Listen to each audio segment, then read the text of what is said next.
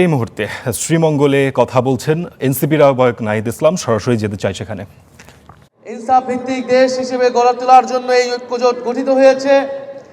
জাতীয় সংসদ নির্বাচনে ঐক্যবদ্ধ হয়েছে। এই মৌলভীবাজার ৪ আসনে ব্যালট বাক্সে শাপলাকলি অবশ্যই থাকবে এবং প্রীতম দাসী 11 দলীয় ঐক্যজোটের পক্ষ থেকে শেষ পর্যন্ত মনোনীত হবেন এবং শাপলাকলির পক্ষে আপনারা সবাই 11 দলের যারা রয়েছেন আপনারা ঐক্যবদ্ধভাবে প্রস্তুতি শুরু করেন, কাঁধে কাঁধ মিলিয়ে।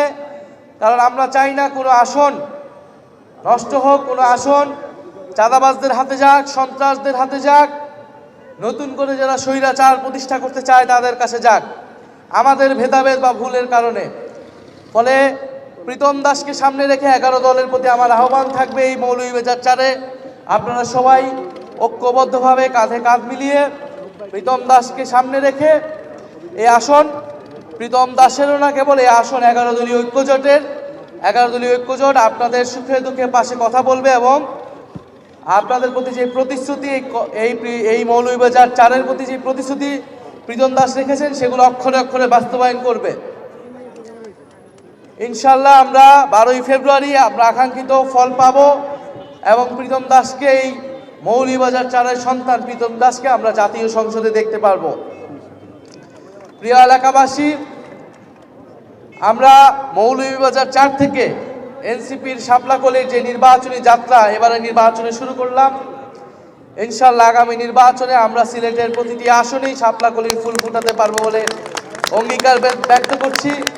পুরো সিলেট বিভাগের নেতাকর্মীরা দীর্ঘ পরিশ্রম করেছেন, প্রার্থীরা অনেক পরিশ্রম করেছেন, মানুষের কাছে কথা গিয়েছেন, মানুষের জন্য কথা বলেছেন, এখনো গণভোটের জন্য কথা বলছেন। আপনাদের এই আত্মত্যাগ সিলেটবাসী এবং জাতীয় নাগরিক পার্টি এনসিপি মনে রাখবে। ইনশাল্লাহ ভবিষ্যতে আপনারা এর প্রতিদান পাবেন।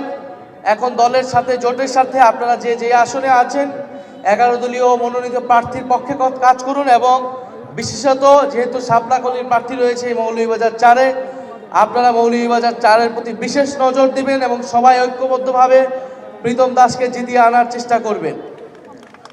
প্রিয় এলাকাবাসী, আমরা বলছি যে বাংলাদেশ একটি নতুন বাংলাদেশ হবে।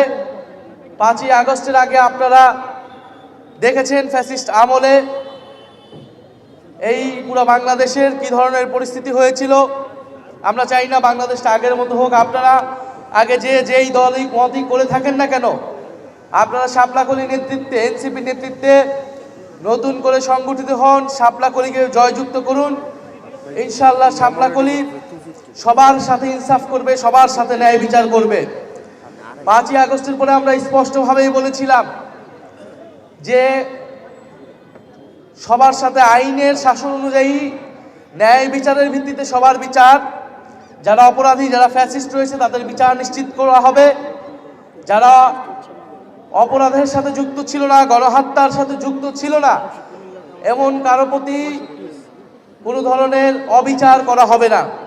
কিন্তু আমরা দেখেছি একটি দল তারা নির্বিচারে সারা দেশে মামলা দিয়েছে এবং ফ্যাসিস্টদের নাম করে মামলা দিয়েছে এবং এই মামলা বাণিজ্য করেছে।